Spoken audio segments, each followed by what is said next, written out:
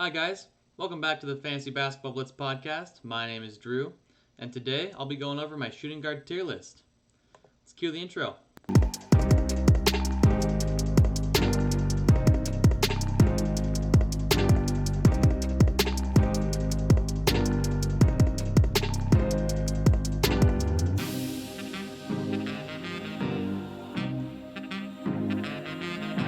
Alright, so today is the kickoff of the NBA season. The Warriors play the Nets tonight, and the Lakers play the Clippers. Some good storylines there with KD going back to his old team and facing off against them. And obviously, the two LA teams battling it out. Should be a good one. I'll be tuning in for sure. Anyways, let's get right into the tier list. So, at number one, we have James Harden. James Harden had a pretty fun offseason, it looked like. He was recently in Atlanta and Las Vegas partying up with Lil Baby. And a lot of controversy has been surrounding him with all this drama about requesting for trades and whatnot. So, that being said, and he also looked quite out of shape too. But all that being said, this man still has been the scoring champ the last 3 seasons. Puts up a ridiculous amount of points, over 30 a game the last 3 seasons as well, which is significantly more than any other shooting guard in the league. And he's going to go out there and play, at least we assume. Him being disgruntled is a concern, I will admit, but even with that concern, he's by far and away the best shooting guard in the league, and I am not going to disrespect him just yet. We'll see what happens, though, with that trade concern. Tier 2, we got Devin Booker and Bradley Beal. And these are some of my two favorite players in the league, really. I had Bradley Beal on my team last year. I'm a big Suns fan, so I like both these players a lot. They both average a ton of points. That's kind of their the claim to fame is scoring a lot. They also can handle the ball pretty well and are fairly efficient, actually. And so, the last season, 26 points a game for Booker, 30 a game for Bradley Beal. Booker a little bit better in the assists category, but not by much. And they're both great free throw shooters, and both shoot a lot of three pointers. I like both of these picks here for sure. I would not let them slide out of probably the top 20.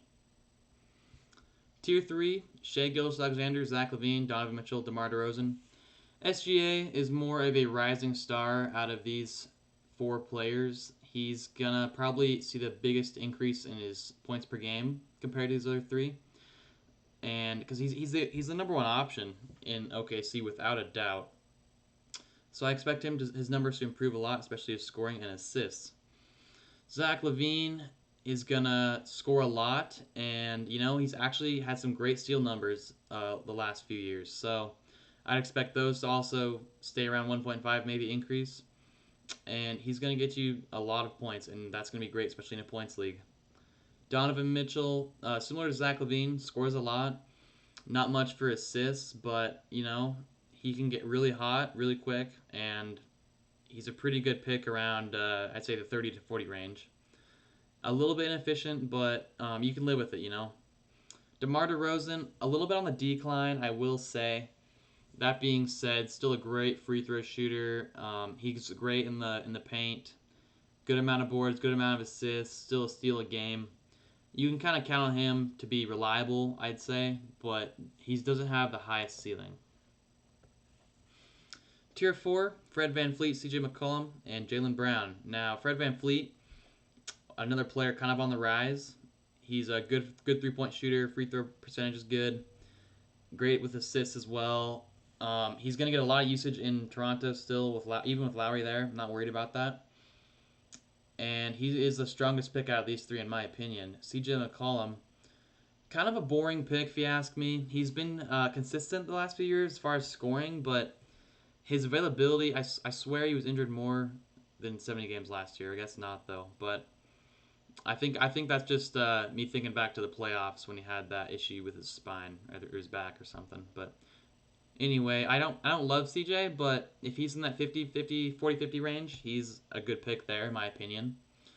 Jaylen Brown, another guy who I expect to have his numbers increase a little bit more. Probably his assists, being that Kemba Walker's out for a little bit. Maybe like a one assist per game increase. Scoring definitely should go up, and 3-point volume will be high per usual, I think.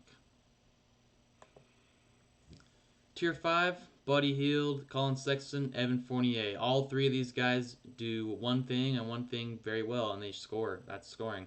They're not much for assists. Evan Fournier leads the pack with 3.2, but 20 points a game almost for all of them. And Buddy Hield, I think, is going to have a bit of a bounce back year this year without Bogdanovich being there. He'll get a bit more playing time, and I know he's probably a little still disgruntled, and that's an issue. I recognize that, but I'm still not letting him slide out of the top 60 or 70. He seems like a pretty decent pick for me. Colin Sexton, another guy who should have his numbers increase this year. They've gone up every year, and he's a pure scorer, and that has value in a points league format without a doubt. Evan Fournier, once again, one of the few guards on the Magic roster, and he's a great scorer as well. He gets 1.1 steals a game, not bad at all. Good 3-point shooter, good free throw percentage. He's usually available. You can't really go wrong with Fournier in those mid to late rounds, I'd say. All right, tier 6. We got Caris LeVert, Victor Oladipo, Marcus Smart. Caris LeVert is this low because he's probably not going to see a ton of usage or playing time with Kevin Durant and Kyrie Irving there, without a doubt. That's definitely going to decrease. His minutes per game might be around 30, but overall, his role on the team will, I think, lose a little bit of value. But that being said, last year, still 18, 19 points a game. Pretty good pref rolls, 4.4 assists, 4.2 rebounds. He's a great player. He's pretty good at defense too. It's just that the opportunity might not be there, Victor Oladipo, a player who's fallen off very harshly the last few years. Last year, didn't play that much, but when he did play, only 14 points a game, not many steals, which is uncharacteristic for him. Not many assists either, so I expect a bounce back here from Victor. Nothing close to that All-Star year he had, where he averaged 23 points a game and 2.4 steals, I think. But that being said, I think that 17 points a game is in the realm of possibility with 4 assists, 1.3, 1.4 steals, and decent percentages, hopefully. But don't count on him too much for you. Marcus Smart now. This guy's going to see a lot of usage with Kemba Walker out with that stem cell injection. So I expect Marcus Smart to get a lot more assists this year. The scoring may not increase, but that's fine. Defensively, he's a beast. 1.7 steals last year, 0.5 blocks. That could probably go up. His 3-point percentage and his field goal percentage are kind of horrendous, but you can kind of live with that with his other stats, especially his assists and steals. Tier 7, we got Tyler Hero, Malik Beasley, Bogdanovich, and Delon Wright. Tyler Hero last year was a rookie and had a big impact on that Heat team. I expect that to increase the impact on the team. He'll probably start, and he's going to put up some pretty good points and probably a few assists as well. I like to see his steals increase. I like to see his assists increase, but great percentages from the field. Specifically from the 3 and the free throw, not really from the field, but still a great pick here in the probably out of a top 100 situation. I wouldn't pick him within the top 100. And then Malik Beasley is next for the T-Wolves, going through a lot of legal issues right now, which is kind of a bummer. But when he plays, last year 20 points a game with the T-Wolves, and decent rebounds for a guard. Nothing on defense, but the sheer volume of scoring that he's going to get is going to really provide quite a bit of value for you. Bogdanovich will be starting in Atlanta now, which is a step up from his backup role he had in Sacramento. So I expect his numbers to increase a little bit. Last year, averaged 15 points a game, 3.4 assists, 3.4 rebounds, and a steal. Great stuff there. Great stuff. I'd expect his points to maybe go up to 18 a game. You could probably assume, and his overall minutes per game also increased a little bit. Only 29 last year. Delon Wright, another one of those guys. You should definitely see their minutes go up. Last year, only 21 a night, 21 minutes. Last year, only 7 points as well, which is not much. But 1.2 steals is great. Now, he had a season in Memphis where he got, I think, around 15 points a game and 1.5-ish steals, I think. And I think quite a few assists as well. So and that he was like a starting point guard on that team. And in Dallas, he just really didn't get that opportunity. In Detroit, we all know how bad Detroit is. I expect him to get a lot more minutes per game and his numbers to go all like through the roof compared to last year, especially. Tier 8, we got Lemon Pepper Lou, Seth Curry, RJ Barrett, Dante DiVincenzo. Lou Williams, a pure scorer off the bench. He actually gets quite a few assists as well, 5.6 a game. I might be a little bit down on Lou than compared to most people. Having him here at only tier 8, but as you can see, quite a few points. Maybe you can take him a few tiers higher, but I don't. When someone comes off the bench, it's a little bit untrustworthy, and I'd rather take a starter ahead of Lou Williams. But still, great points per game. Seth Curry, with his new role on the Sixers, I think will have a major impact on that team. His floor spacing will be desperately needed. And last year, averaged 12 points a game. Not much for peripherals, but it's the sheer amount of three-pointers taken and the percentage they're taken at that boosts his value here. RJ Barrett, next up, he last year kind of struggled as a rookie. Shot pretty badly from the field. All of his percentages were down. Free throw only 61% and 40% from the field. I think that once he gets more comfortable in his role on the Knicks, I think that we'll see all of his numbers go up a bit because, I mean, a pretty down year last year as a rookie. Pretty rough numbers. But I have high hopes for RJ. He's a great player, and I think he'll bounce back. Dante DiVincenzo will be starting, I believe, for the Bucks.